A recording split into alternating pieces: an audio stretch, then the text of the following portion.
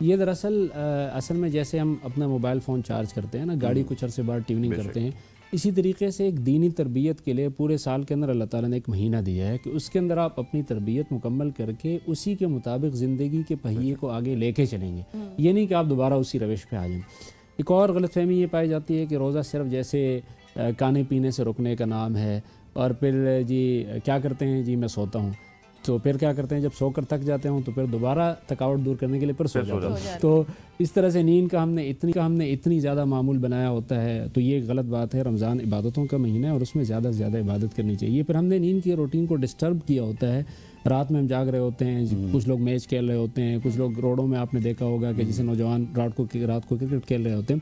حالانکہ یہ کتنی بدنصیبی کی بات ہے کہ آپ نے کبھی کسی درزی کو دیکھا ہے کہ وہ آخری اشرے میں کرکٹ کھیلے، یا کسی دکاندار کو دیکھا ہے کہ وہ سیزن میں دکان بند کر کے کرکٹ کھیلنے لگ جائے.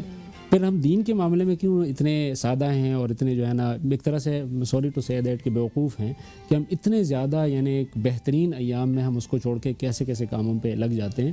تو اس سے روزہ ایک اصل روحانی تربیت ہے اور اس کو ہم نے ساتھ لے کے چلنا ہے. باقی جو چیزیں ہوں گی اس میں ہم آگے بات کریں گے.